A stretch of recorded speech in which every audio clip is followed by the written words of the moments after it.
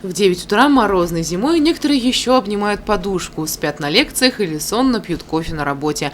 А пожилые из группы здоровья уже вовсю тренируются, бегают, прыгают, выполняют упражнения на все группы мышц.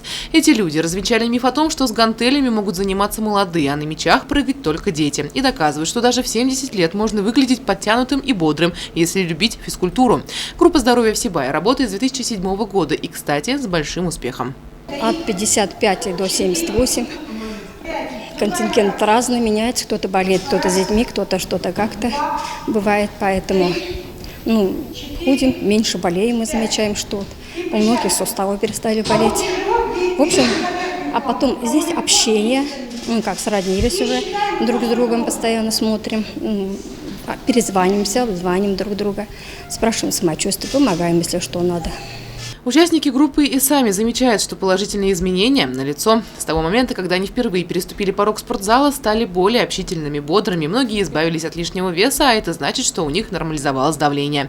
Комплекс упражнений, разработанный ветераном просвещения, активным участником группы Фаиной Вильдановой, позволяет проработать практически все мышцы тела. С ролью инструктора успешно справляется Галина Богунова. Женщина признается, что все навыки, а также гибкость она приобрела именно здесь, в группе здоровья. Кстати, за эту радость от посещения группы активные пожилые обязаны известной в Сибае личности Елене Зориной. Именно она, будучи председателем городского отделения Общероссийской общественной организации «Союз пенсионеров России», целью которого является способствование решению острых проблем защиты прав и жизненных интересов людей преклонного возраста, создала данную группу. Стоит отметить, что встречи ее участников не ограничиваются только посещением спортзала. У нас еще росток и встречи тоже. Организованы новогодние праздники 8 марта. Ходим к Елене Александровне на участок. У нее очень красивый участок, там цветов очень много всего. В общем, общаемся.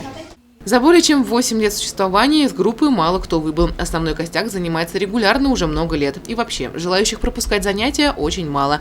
Разве что сезонный фактор. Летом, когда огороды в разгаре, группа приостанавливает свою деятельность. Занятия заменяет так называемый садовый шейпинг. А в остальное время все, как стойкие оловянные солдатики, приходят на занятия даже при минус 20. Для них не существует преград ни возрастных, ни физических. Так что, молодежь, берите пример.